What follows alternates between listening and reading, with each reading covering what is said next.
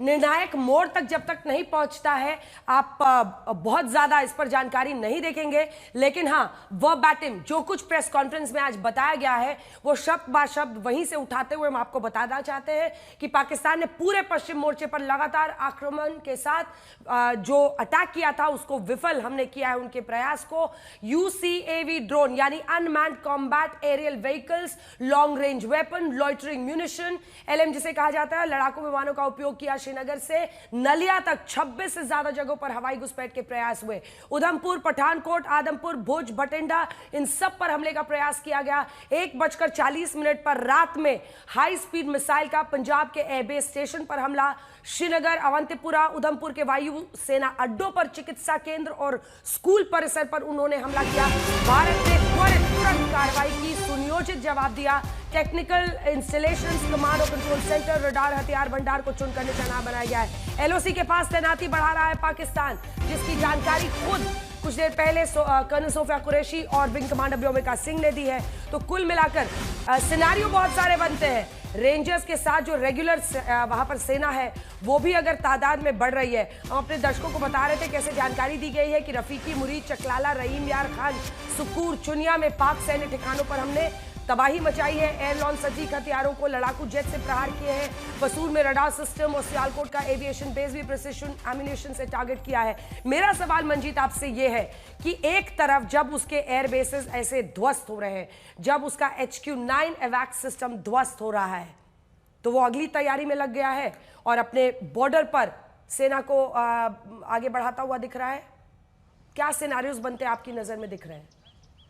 अंजना, आपने सही कहा। अब पाकिस्तान के पास दूसरा जो विकल्प है जमीनी मोर्चे पर, वो अपनी जब एक बार उसकी हवाई क्षमता नष्ट हो जाएगी, हवाई क्षमता कमज़ोर हो जाएगी, तो पाकिस्तान की सेना के पास विकल्प यही बचता है कि फिर वो ज़मीन पर भारत के खिलाफ लाइन ऑफ कंट्रोल पर और LOC पर अपनी कार्रवाई को बढ़ाए। और इसीलिए जो प्रेस कॉन्फ्रेंस में बताया गया और हमारे पास भी जानकारी है, पिछले कई दिनों से पाकिस्तान अपनी जो मूवमेंट है, वो चाहे IB पर बात करें जहाँ पर उसके रेंजर्स पाक रेंजर हैं, उनके साथ उसकी मूवमेंट बढ़ी है। और अगर लाइन ऑफ कंट्रोल पर बात करें, लगातार पिछले कई दिनों से चाहे उसकी आर्टिलरी की ब्रिगेड हो, उसके पैदल इन्फेंट्री की ब्रिगेड हो, उनकी मूवमेंट भारत की सरहद की तरफ लगातार बढ़ी है।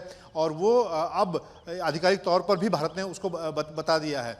लेकिन इस वक्त क्योंकि अब पाकिस्तान, पिछले 2 दिनों में पाकिस्तान को जिस तरह का भारी नुकसान हुआ है, और सबसे बड़ी बात कि पिछले अगर हम कई दिनों से देखें तो पाकिस्तान के लिए, सेना के लिए एक के बाद एक जो उनकी जग हंसाई हो रही है। क्योंकि पाकिस्तानी सेना का पूरा जो परसेप्शन पाकिस्तान के अंदर रहता है वो कश्मीर को लेकर, भारत विरोध को लेकर रहता है।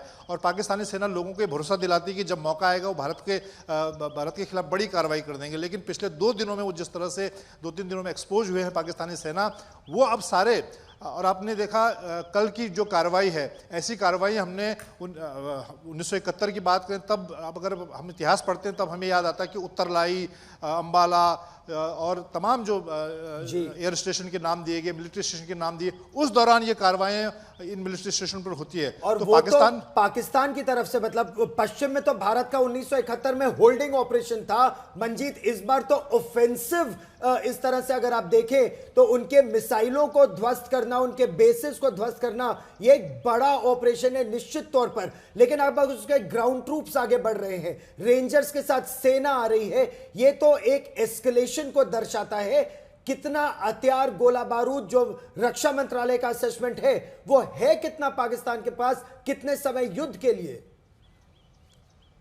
देखिए गौरव, कल भी रक्षा मंत्री ने जब तीनों सेना प्रमुखों के साथ बैठक की, CDS के साथ बैठक की, और इसमें एक और अपडेट करना चाहूँगा, अभी इस वक्त भी जब हम बात कर रहे हैं रक्षा मंत्री के निवास पर CDS पूरी रिपोर्ट दे रहे हैं। और कल भी रक्षा मंत्री की तरफ से ये सेनाओं को कहा गया कि लाइन ऑफ कंट्रोल पर, IB पर पाकिस्तान जिस तरह की फायरिंग कर रहा है उसका उनके खिलाफ उसी भाषा में जवाब दिया, प्यूनिटिव एक्शन उनके खिलाफ लिया जाए। जहाँ तक पाकिस्तानी सेना की तैयारियों की बात करें, वो उनकी सेना लगातार पिछले, अगर आज 16वां दिन है, लगातार IB पर, लाइन ऑफ कंट्रोल पर फायरिंग कर रही है। पहले छोटे हथियारों से शुरुआत हुई, अब बड़े हथियारों से लगातार वो फायरिंग कर रहे हैं। तो वो जरूर अब उनकी मूवमेंट रहेगी, उनकी तैयारी उस दिशा में हमें आने वाले दिनों में और भी देखने को मिलेगी। और ये अब तक की अगर हम देखें तो क्या हम इसे अब तक की सबसे गंभीर खबर कह सकते हैं? क्योंकि अभी तक रात में वो रात का इंतजार करके फिर रात में वो हवाई तरीके से स्ट्राइक्स करता था। बीती रात उसने हाई स्पीड मिसाइल भी मारा है, लेकिन बॉर्डर पर ट्रूप्स को एक्टिवेट करना, रेंजर्स के साथ वहां की सेना का आगे बढ़ना, कैसी सतर्कता ये मांगता है मंजीत?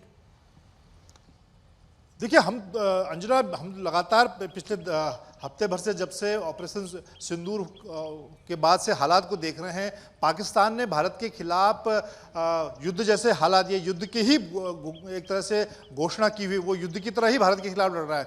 भले ही भारत अभी सिर्फ उसको जवाबी कार्रवाई के तौर पर पिन पॉइंट उसके खिलाफ ऑपरेशन कर रहा है, हम ऑपरेशन कर रहे हैं, लेकिन पाकिस्तान तो इसको युद्ध की तरह ही ले रहा है। क्योंकि भारत के मुकाबले उसकी ताकत को आप देखें तो वो, उसे मालूम है कि वो चाहे उसके सामने करगिल का उदाहरण हो, उससे पहले के तमाम एग्जाम्पल रहे हों, उसको किस तरह से उसको कितने दिन वो भारत के सामने टिक पाया है। लेकिन क्योंकि पाकिस्तानी सेना की फितरत है, उसका वजूद इसी बात से चलता है कि जब तक वो भारत के साथ लड़ाई लड़ रहे हैं, वहाँ के लोगों के बीच में उनकी जो एक झूठी छवि बनी हुई है, और इसीलिए पाकिस्तान सेना को इस बात की चिंता नहीं है कि वो भारत के साथ कितने दिन युद्ध लड़ पाएगा, लेकिन वो उसका माहौल और उसकी कोशिशें जरूर रहेंगी उस दिशा में। और इस पर मैंने जनरल वीपी मलिक से भी सवाल पूछा था, क्योंकि करगिल के युद्ध की आपने चर्चा की, ऑपरेशन विजय के जरिए कैसे हमने उन्हें खदेड़ दिया था। मैंने उनसे पूछा था कि आज के वक्त में जब इस तरह के हथियार इस्तेमाल किए जा रहे हैं, तो अगर इस तरह की लड़ाई होती है तो कितने दिन तक वो टिक पाएगा? उन्होंने कहा बहुत ज्यादा तो 8 या 10 दिन। हालांकि उस पर अभी क्या स्थिति बनती है, क्या कुछ होता है, लेकिन उनकी नजर से जानना जरूरी है, क्योंकि करगिल के युद्ध को उन्होंने ही लीड किया था, ऑपरेशन विजय को। यहाँ पर जनरल दयाल, जल्दी से आपका टेक इस पर, अगर वो सरहद पर रेंजर्स के साथ सेना को आगे बढ़ा रहा है। देखिए, भारत सिस्टमैटिकली उसकी जो कॉम्बैट पावर है उसको डिग्रेड कर रहा, मतलब जो उसकी लड़ने की शक्ति है उसको डिग्रेड कर रहा है। उसके कमांड कंट्रोल सेंटर्स, उसके एयर डिफेंस सेंटर, उसके स्ट्रेटेजिक एसेट जो है वो उसकी कॉम्बैट पावर है। जो उसकी सेना है अब जो आगे बढ़ रही है, वो सेना आगे बढ़ रही है क्योंकि उसको कहीं लगता है कि ऐसा ना हो जब तक वो ग्राउंड फोर्सेस को मोबिलाइज करे तब तक उसके पास काबिलियत ही नहीं रहे कि भारत की जो एयर पावर है, जो भारत की मिसाइल पावर है, उसको बिल्कुल असमर्थ हो जाए रोकने में। कहीं ऐसा तो नहीं कि पूरी कॉम्बैट पावर को बगैर भारत अपनी सेना को मोबिलाइज किए डिग्रेड कर दे और पाकिस्तान उससे पहले ही घुटनों पर आ जाए। तो ये पूरा का, और क्योंकि हम जो जनरल मलिक की बात हो बिल्कुल ठीक है, 8-10 दिन की बात कर रहे हैं। मेरा मानना यह है कि शायद 6-7 दिन के अंदर, अगर इंटेंस बैटल भारत लड़ता है तो 6-7 दिन के अंदर पाकिस्तान घुटनों पे आ जाएगा, मुनीर साहब डिसमिस हो जाएंगे। लेकिन और उससे पहले पाकिस्तान अपना वो एनवर्ड देकर वो गीदड़ भपकी देना शुरू कर देगा, बिल्कुल, और कहीं निकलने की कोशिश करेगा। गौरव, देखिए उसकी कोशिश ये है कि किसी तरह इस शिकंजे से निकल जाए, और हम जो उसके एयरफील्ड्स हैं, जो क्रिटिकल एयरफील्ड्स हैं, जो 65-71 वॉर में नॉन एयरफील्ड्स हैं, उन एयरफील्ड्स को डिस्ट्रॉय कर रहे हैं ना। रहीम यार खान आप देखें, और आप देखें अगर नूर खान, और आप अगर नॉर्थ में जाएं तो ये 4-5 ऐसी, फिर सुकूर की बात की अभी इन्होंने, ये क्रिटिकल हैं। अब सरगोदा की भी आ जाएगी बारी आज रात को। ये वो क्रिटिकल एयरफील्ड हैं जिनकी 71 में सबने, बिल्कुल सर। हिमांशु हमारे सहयोगी हमारे साथ जुड़ गए। हिमांशु, प्रेस ब्रीफिंग में तमाम जानकारियां दी गई हैं, और पाकिस्तान जिस तरह के कदम उठा रहा है, अगर रात में वो हाई स्पीड मिसाइल छोड़ता है पंजाब की तरफ, अगर वो एयरबेस में श्रीनगर के पास वो स्कूल्स को, हॉस्पिटल्स को टारगेट कर रहा है, लेकिन शायद अभी तक की गंभीर खबर यह है कि अब वो अपनी सेना को भी आगे बढ़ा रहा है सरहद पर। किस तरह की हलचल है? देखिए, बिल्कुल पाकिस्तान की तरफ से जो नाकाम कोशिशें की गई हैं उसको बताया गया, जो सरकार की तरफ से ब्रीफिंग थी, और उसके बाद साथ साथ ये भी बताया कि भारतीय सेना ने किस तरीके से जो है पाकिस्तान के जो एयरबेसेस हैं उसके ऊपर हमले किए, और उनको वहाँ निस्तना नाबूद करने का काम जो है पाकिस्तान सेना के द्वारा जो है वो किया जा रहा है। और साथ में ये भी बताया कि भारत की कैजुअल्टी जो है वो बहुत ज़्यादा नहीं है जिस तरीके से पाकिस्तान बता रहा है, और एक प्रोपोगेंडा के तहत जो है फेक न्यूज़ को बढ़ाने का काम जो है वो पाकिस्तान कर रहा है। लेकिन ऐसा नहीं है। जिन 4 एयरपोर्ट्स का बताया गया कि उनको डिस्ट्रॉय किया गया पाकिस्तान की तरफ से, ये झूठी और फेक खबर जो है वो बताई गई, और उसके प्रूफ जो है वो सरकार के द्वारा जो है वो दिए गए हैं। एक तरीके से पाकिस्तान जो है वो फेक न्यूज़ भी फैला रहा है और साथ ही साथ जो है भारत में जो नाकाम हमले हैं उनको करने की कोशिश कर रहा है, चाहे वो ड्रोन के जरिए या मिसाइल के जरिए करने की पूरी कोशिश कर रहा है, जिसको भारतीय सेना के द्वारा जो है वो नाकाम किया जा रहा है।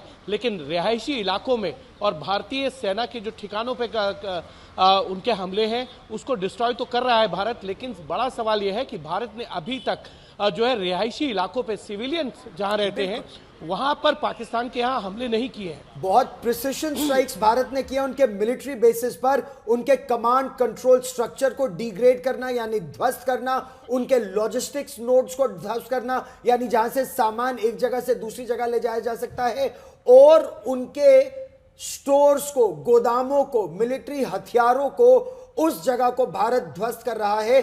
भारत एक बहुत ही सिस्टमैटिक कैंपेन के तहत आगे बढ़ रहा है जो पाकिस्तान इस समय नहीं कर पा रहा है। उसने क्या क्या टारगेट किया? उसने उधमपुर, पठानकोट, आदमपुर और भुज इन जगहों को टारगेट करने की कोशिश की, लेकिन उसके बाद भटिंडा मिस इन्फॉर्मेशन कैंपेन और डिसइंफॉर्मेशन कैंपेन जो मॉडर्न वॉरफेयर का एक भाग है, अंजना, उसको भी वो अंजाम देने की कोशिश कर रहा है। और उसको भी आज कॉल ऑफ किया गया इस प्रेस ब्रीफिंग में। जब आप कर्नल सोफिया कुरैशी और विंग कमांडर व्योमिका सिंह को सुन रहे थे, उन्होंने बताया कि जिस तरह की गलत जानकारी, और उनका तो ख्वाजा आसिफ मंत्री ही खुद सोशल मीडिया के हवाले से जानकारी दे रहा था इंटरनेशनल, और जिस तरह की इंटरनेशनल किरकिरी, इंटरनेशनल बेइज्जती हो रही है उसकी वजह से खुद उसके सांसद अब उसको वहां पर टारगेट कर रहे हैं। लेकिन इस पूरे मामले में आगे की रणनीति मंजीत क्या होगी, क्योंकि अब पूरे देश की इस बात पर नजर है।